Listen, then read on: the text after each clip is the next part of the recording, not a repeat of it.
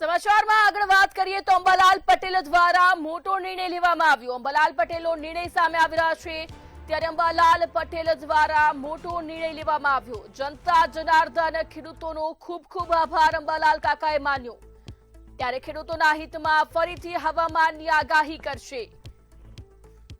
અંબાલાલ પટેલ હવે ફરીથી આગાહી કરશે। વિજ્ઞાન જાથાની ચીમકી બાદ અંબાલાલ પટેલનો યુટર્ન સામે આવ્યો। કોઈ આર્થિક લાભ નથી મેળવતો તેવું પણ અંબાલાલ પટેલે જણાવ્યું।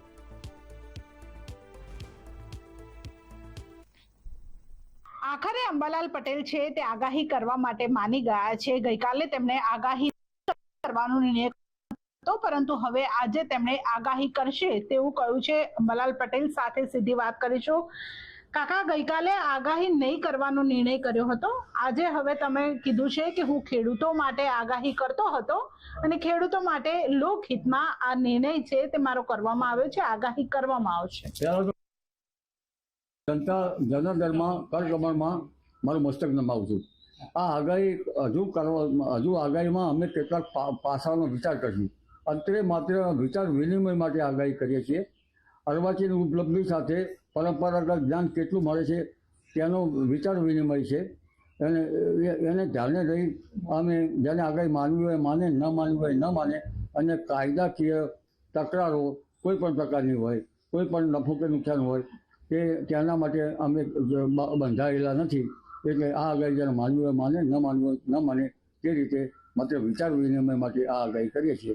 જ્યારે કાયદાકીય ઘૂસની અમને ખ્યાલ આવશે ત્યાર પછી અમે વ્યવસ્થિત રીતે આગાહી કરશું। ગઈકાલે જ્યારે તમે નિર્ણય લીધો કે આગાહી નહીં કરો, અનેક તમારા જે ચાહકો છે તેમાં થોડો ઘણો દુઃખ પણ ફેલાયું હતું। લોકોને શું કહેશો? કારણ કે આજે ફરી એક વખત ખુશીની લાગણી છે તે લોકોમાં ફેલાય છે, કારણ કે તમારા સમર્થકો, તમારા ચાહકોમાં દિવસે ને દિવસે વધારો થતો જાય છે। તમને પણ ઘણા લોકોના ફોન આવ્યા હશે કે કેમ કાકા આગાહી નથી કરતા, તેવા લોકોને શું કહેશો? આ વિચાર વિનિમય માટે કરીએ છીએ। આ કાયદાકીય ગૂંચમાંથી બહાર નીકળીએ પછી અમને ખ્યાલ આવે। અત્યારે જો આગાહી અમે કરવામાં જઈએ તો અમારા આસપાસમાં લગભગ હવામાનમાં પલટો આવવાની શક્યતા રહે છે અને 15મી જુલાઈએ ઉપલા લેવલમાં ભેજના કારણે આમાં કંઈક વાદળો બનાવવાની શક્યતા, વાદળો બંધાવવાની શક્યતા અને રથયાત્રાના દિવસે કંઈક છાંટા પડવાની શક્યતા રહે છે। કેટલા લોકો તમારા સમર્થનમાં આવ્યા હતા? સમર્થનમાં ખરા, પણ કાયદાકીય ગોંચ છે ને, અમે તો ખેતીવાડીના માણસ રહ્યા, અમને આવી ગોંચ છે, પણ અમે તો ખેતરમાં ઘણી ઉબેઠોની ઘાસ લીધી છે, અમને ઘણા કાંટા પણ વાગ્યા છે, એટલે આ કાંટાનો માર્ગ તો છે જ। પરંતુ હવે આ વિચાર વિનિમય માટે આગળ વધીએ તો 13-14 તારીખે બંગાળ ઉપસાગરમાં એક સિસ્ટમ બની છે, ત્યાંની અસર પૂર્વ ભારત થવાની શક્યતા છે। જ્યારે પૂર્વ ભારતમાં વરસાદ હોય ત્યારે વિરુદ્ધ ખાસિયત ધરાવતા ભાગોમાં સિંધમાં ન હોય, સિંધમાં હોય તો પૂર્વ ભારતમાં વરસાદ ન હોય, એ આવી ખાસિયત ધરાવતા ભાગો છે। બીજી એક સિસ્ટમ બંગાળ ઉપસાગરમાં 17 કે 18માં બનવાની શક્યતા રહે છે। અત્યારે હાલ ચોમાસામાં વરસાદના મેઘના ગરબો બરાબર બન્યા નથી, એટલે લો પ્રેશર પ્રમાણે જ આપણે જોવું રહ્યું। ત્યાંની પણ કંઈક અસર મધ્યપ્રદેશ પાસે ગુજરાત તરફ થવાની શક્યતા રહે છે।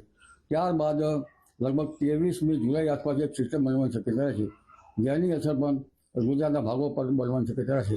એટલે એક પછી એક સિસ્ટમો જે બની રહી છે, કેટલાક સર્ક્યુલેશનો બનશે અને પરંપરાગત જ્ઞાન સાથે આ કેટલું સત્યની જોડે છે, કેટલું ઊંઘ ઉતર છે એ જોવું રહ્યું। એટલે 22મી જુલાઈથી 30મી જુલાઈ વચ્ચે ગુજરાતના ભાગોમાં સારો વરસાદ થવાની શક્યતા છે।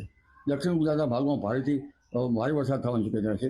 24, 25, 26 જુલાઈમાં મુંબઈ, મહારાષ્ટ્રના ભાગોમાં વરસાદ થવાની શક્યતા રહે છે અને પશ્ચિમ સૌરાષ્ટ્રના ભાગોમાં પણ વરસાદ થવાની શક્યતા રહે છે। સૌરાષ્ટ્રના અન્ય ભાગોમાં પણ વરસાદ થવાની શક્યતા રહે છે। ઉત્તર સૌરાષ્ટ્રના ભાગોમાં પણ વરસાદ થવાની શક્યતા છે। કચ્છના કેટલા ભાગોમાં વરસાદ થવાની શક્યતા છે। ઉત્તર ગુજરાતના ભાગો, બનાસકાંઠાના ભાગો, સાબરકાંઠાના ભાગો, અરવલ્લીના ભાગોમાં પણ વરસાદ થવાની શક્યતા રહે છે અને વરસાદ મધ્ય ગુજરાતના ભાગોમાં પણ થવાની શક્યતા રહે છે। એટલે આ જે વરસાદનું વહન પાછલા વાહનો જે છે તેના કારણે ગુજરાતમાં પુનઃ વરસાદ થવાની શક્યતા છે। ત્યારે વરસાદી બ્રેક છે, પવન ફૂંકાય છે, એટલે ખેડૂત ભાઈઓએ પિયત વ્યવસ્થાપન કરવું સારું રહે, કારણ કે પવન જે છે એ ભેજ પણ ઉડાડી મૂકે છે। જી, સરકાર પાસેથી પણ ચૂંટણી આવશે. સરકાર પાસે તમે માંગણી કરી હતી કે સરકાર તમને સપોર્ટ આપે, કાયદાકીય રીતે પણ સપોર્ટ આપે. શું સરકાર તરફથી ગઈકાલે તમને કોઈ સહાય કે સપોર્ટની જાહેરાત કરવામાં આવી હતી? સહાય મારે શું કરવી છે?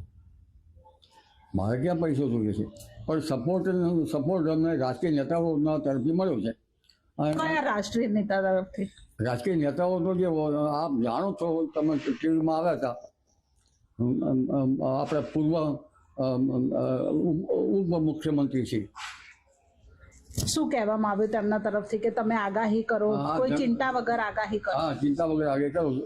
અને પછી બીજા અમારા જે ખેડૂત નેતાઓ છે, ખેડૂત સંગઠનો છે, એ પણ મેદાનમાં આવ્યા છે. પરંતુ આ કાયદાકીય ઘાટ છે એ એક વખત અમે જોઈએ.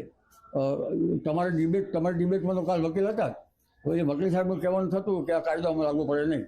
હવે બીજી ડિબેટોમાં પણ વકીલ સાહેબો આવશે અને એમાં અમે આ બાબતનો જરા વધારે ઉડાડથી જાણશું અને જાણ્યા પછી અમે આ બાબતમાં કાયદાકીય ઘાટ પૂરી થાય તે પછી આગળ વધશું. જી, એટલે કાયદાકીય રીતે તેમને હજુ પણ જે માહિતી છે તે માહિતી મેળવશે અને ત્યારબાદ આગાહીમાં આગળ વધશે તેવું અંબાલાલ પટેલ દ્વારા કહેવામાં આવ્યું છે. કેમેરા પર્સન જતીન વાઘેલા સાથે કિંજલ ગોધી, સામંતવ ન્યૂઝ, ગાંધીનગર.